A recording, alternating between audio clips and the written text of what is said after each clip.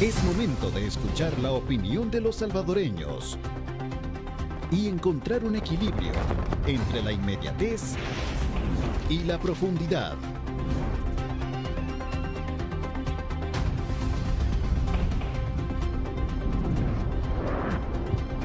Pulso Ciudadano. ¿Cuál es la situación en este momento, Luis? Porque las afectaciones que ha causado el invierno de los cultivos son grandes, son medianas o son pequeñas. Por el momento son pequeños porque se ha comportado un invierno más o menos normal. Solo ha habido una tormenta a inicio del ciclo agrícola. La gente no había sembrado todavía por las recomendaciones que habíamos dado como campo. El problema que tenemos ahorita es que tenemos en terreno, digamos, el 75% de la producción de frijol. El frijol es súper sensible a la humedad, que es lo que hemos venido diciendo nosotros durante todo. No hay ninguna semilla que haya sido adaptada, que sea No hay ninguna semilla que sea adaptada. La tecnología no... Hasta el momento, la semilla que se ha sembrado es la semilla que el productor guarda de la cosecha anterior. Este año el gobierno no entregó semilla de frijol. El SENTA sí tiene una semilla que está adaptada al cambio climático, digamos. Tiene dos variedades, una que es seco y invierno húmedo, digamos. Entonces, pero como este año no se entregó semilla, entonces... A ver, ¿cómo está esto? ¿Cómo que no entregó semilla? Hay una tarjeta para que se comprara un paquete agrícola. Sí, pero la tarjeta es para la cosecha de maíz. No para el frijol. No para el frijol. Inclusive la tarjeta que entregaron este año es mucho menor en cantidad de dinero que el año pasado. Por ejemplo, el año pasado el paquete agrícola significaba $150. La tarjeta agrícola era 75 y con la agravante que el productor tiene que pagar el IVA. O sea, al final la tarjeta le queda 66 al productor, 9 regresan al gobierno a través del IVA. Y el otro problema que hay que la tarjeta se le orientó a la gente que podía comprar cualquier cosa, no necesariamente para el cultivo de granos básicos. Si ha habido daño, ¿cuántas hectáreas han sido afectadas? El daño que hubo fue al inicio, fue en junio, fueron 700 manzanas que se dañaron, principalmente de hortalizas y verduras en la zona en dos distritos, el distrito del Painal y el distrito de Suchitoto.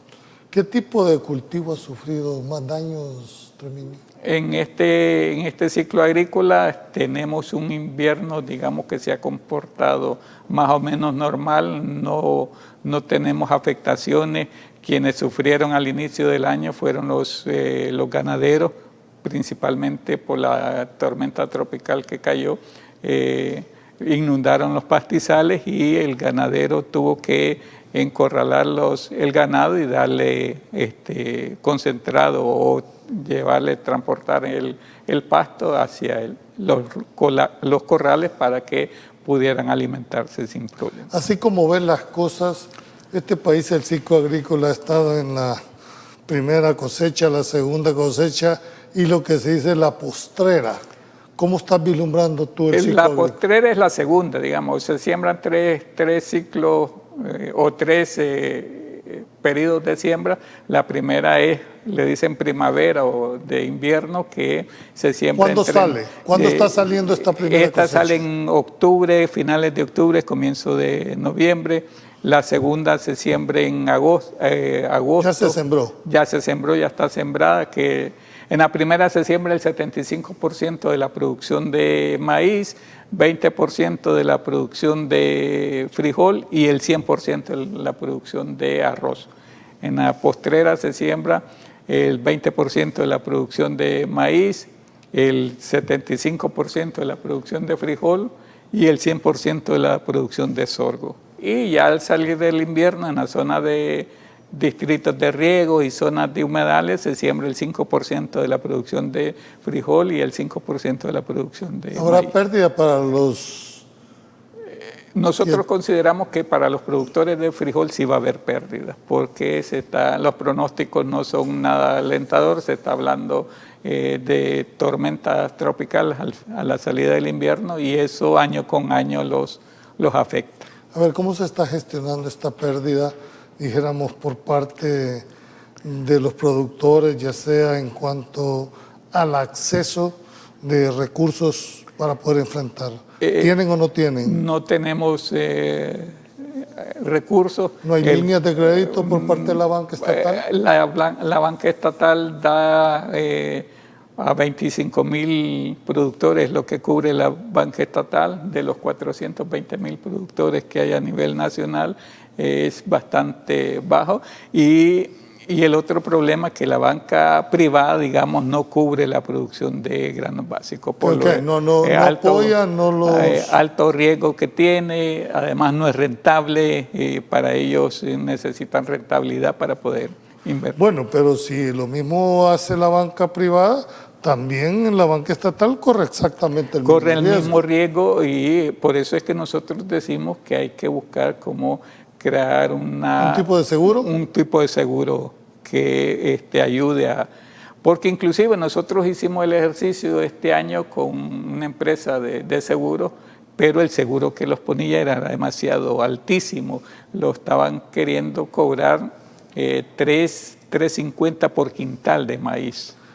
Ustedes como organizaciones, Terminio, ¿qué medidas están tomando frente a este panorama que tú estás planteando esta noche? Nosotros le hemos orientado a la gente, por ejemplo, el cambio de épocas de siembra. Le dijimos al inicio del año, ya los pronósticos no son alentadores. Comenzamos con el fenómeno del Niño, o sea que el mes de mayo iba a ser seco, no iba a llover. Se cumplieron los pronósticos. La gente que siguió las recomendaciones que le hicimos le fue bastante bien, y es la gente que hasta el momento está con la producción bastante bien, porque la semilla con la tormenta que cayó germinó de una manera excelente, y por lo tanto vamos por buen camino en eso. Esa es una de las medidas. Seguimos nosotros insistiendo públicamente en la necesidad de la creación de la Política Nacional Agropecuaria. Dentro de esta política hemos dicho la creación de un fondo especial para la agricultura de subsistencia, la creación de la reserva estratégica, la creación de un seguro agrícola, la compra estatal de parte del gobierno para los productores nacionales, la coordinación entre las instituciones del Estado, o sea, que hemos hecho aporte o dado sugerencias, y seguimos con toda la disposición de seguir trabajando con el gobierno o seguir buscando eso. Pero cuando tú planteas como agricultor que hay que cambiar esa mentalidad de pasar de agroquímicos a parte, ¿en qué se beneficia eso a la productividad? En primer lugar, disminuir costos de producción. En segundo lugar, aumentar la producción. En tercer lugar, rescatar suelo. En cuarto lugar, el productor está más protegido con su salud. En quinto lugar, garantizar que un medio ambiente se vaya sanando, porque el problema... Por ejemplo, ahora ponía en mi estado, hoy se cumplían 50 años que el hombre puso el pie en la luna. ¿Cuándo vamos a poner los pies en la tierra para decir que estamos destruyendo nuestro planeta? Ese es el problema que tenemos. Estamos destruyendo nuestro planeta y no hacemos nada por buscar cómo salvarlo. Pero eso parte más de un convencimiento que hay que desaprender. Ese es el problema que tenemos. O sea, esa es la cultura que ¿Cómo tenemos. lograr medir, cambiar ese paradigma que tiene Es bastante complicado, es bastante complicado. ¿Por qué? Porque te vas al campo, digamos, y le decías al productor. Ya en la realidad. Ya en la realidad le decís, produzcamos con abono orgánico, con biofertilizante, pero hay un sinnúmero de propaganda de las transnacionales, de la gente importadores de insumos que bombardean todos los medios de comunicación, y no hay una labor de parte también de esos medios de comunicación buscar, como decir, salvemos el medio ambiente, salvemos el planeta. Ese es el problema que tenemos. Ahora, ¿Cómo cambiar también, Terminio, la visión de nuestro agricultor de ser un monocultivo? ¿Por qué no diversificar los cultivos? ¿Por qué solo dedicarme, si voy a sembrar maíz, solo maíz? ¿Por qué no sembrar frijol, maíz u otro cultivo? Sí, dentro de lo mismo? o verduras, O por verduras, ejemplo. pero ¿por qué no diversificar y siempre dedicarnos a un monocultivo? Es que como no tenemos una política nacional, entonces el productor, ¿qué es lo que necesita más? Necesita tortilla y necesita frijol. Y con eso él garantiza Si su ustedes alimentación. como organización no pueden presionar de alguna manera a sus agremiados, Sí lo hemos hecho, hemos intentado, pero lo que o pasa convencerlos, es que, dejemos presionar, pero convencerlos, creo sea, que le harían más caso a ustedes que al propio gobierno. por eso, pero nosotros hemos comenzado, hemos dicho, por ejemplo, hace algunos años, cuando se comenzó a implementar un programa de frutales, la gente los decía, pero ¿qué voy a meter en mi granero? Yo no voy a meter aguacates, por ejemplo, en mi granero. Decían, yo necesito llenar mi maíz, el granero de maíz para tener garantizadas mis tortillas durante todo el año. Entonces esa es la cuestión además de cuestión cultural, es cuestión de sobrevivencia. O sea, el problema de la agricultura de granos básicos es de sobrevivencia. Históricamente los meses de septiembre y octubre siempre han sido, dijéramos, los más fuertes. Ustedes dividen, dijéramos, este periodo y lo enfrentan bajo dos grandes áreas, entiendo yo. Sí. Prevención y respuesta. Y respuesta. Realmente ¿Cómo estamos hoy que se avecinan estas? Bueno, el plan invernal, al menos en los últimos años, ha tenido dos componentes muy importantes. El primero, que trata sobre la reducción de riesgos, entendida esta como el desarrollo de acciones que tienden a mitigar y en otros casos, pues a evitar cuando se puede, ¿verdad?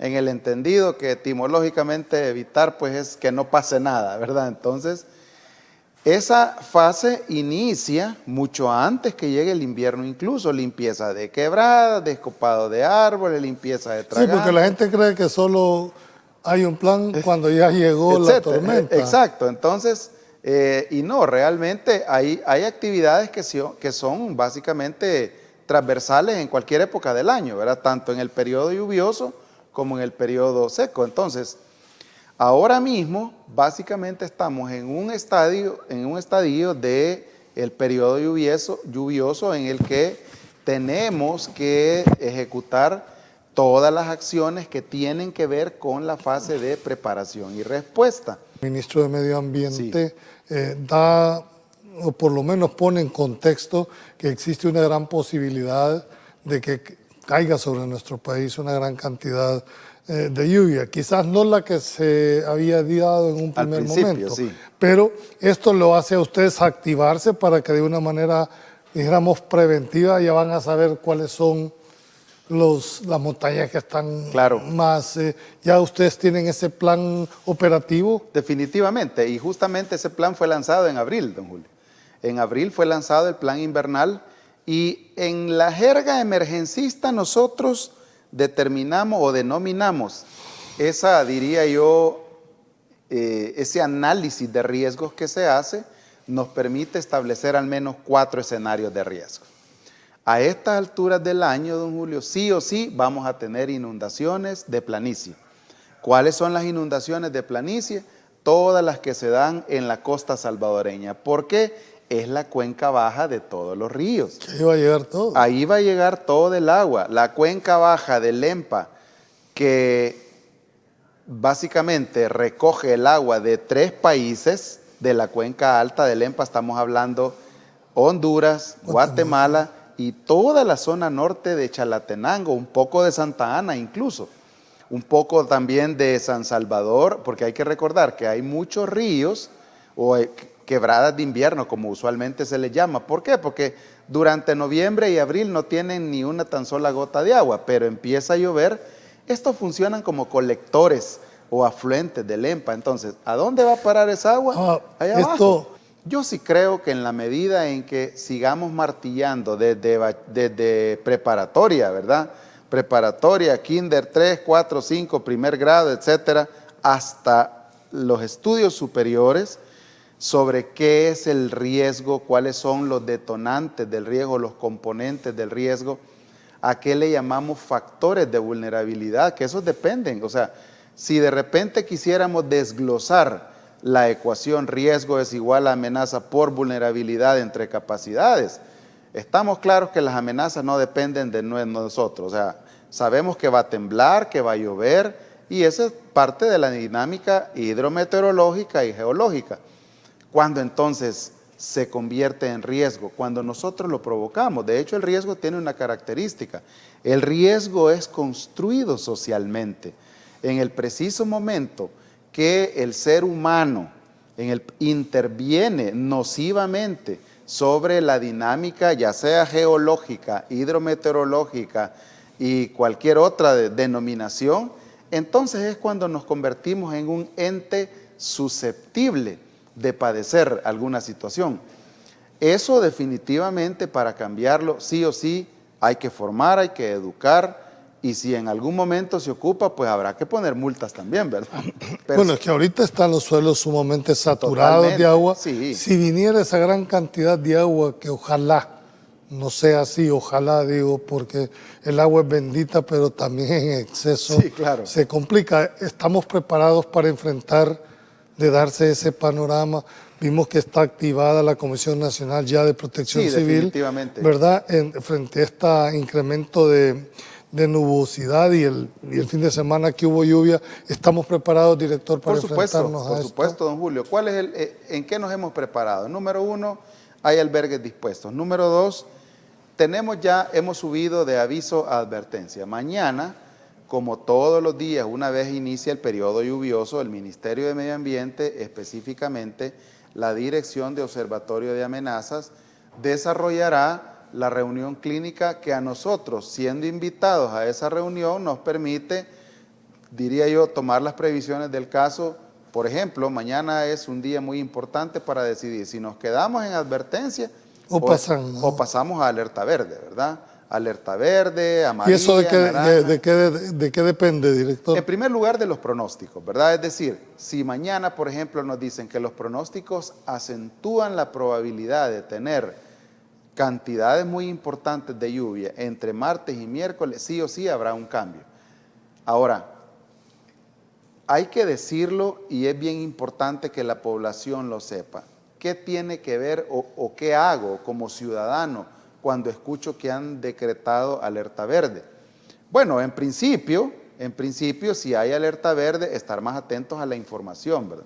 ¿Qué implica? O sea, cuando usted determina alerta verde. La alerta verde es una llamada de atención. Hay que ¿Cómo la población se puede estar atenta a esa información? ¿A dónde recurrir o dónde informarse? Bueno, en primer lugar, sepan que tenemos el Centro de Operaciones de Emergencia si alguien quiere evacuar y de repente vive en un cantón, vive en un lugar donde no puede comunicarse. Llámenos. Si no llegamos como Protección Civil, llega la policía, llega Cruz Roja, llega Cruz Verde, Comando, porque hay que decirlo. A eso le llamamos articulación nosotros, ¿verdad? No tenemos presencia en un lugar del territorio salvadoreño, sí, pero está bomberos, ¿verdad? Si no está Protección Civil, está bomberos. Si no está bomberos, está Protección Civil. Si no policía, si no cualquiera de las cruces. El sistema de emergencias médicas que se suma también al trabajo. El punto es que el procedimiento debe ser informar tempranamente, evacuar tempranamente, y ahí es donde la población debería, o les pedimos que colaboren, que acaten la recomendación. Esto fue Pulso Ciudadano, el programa donde las opiniones de los salvadoreños son escuchadas. Los esperamos en la próxima emisión.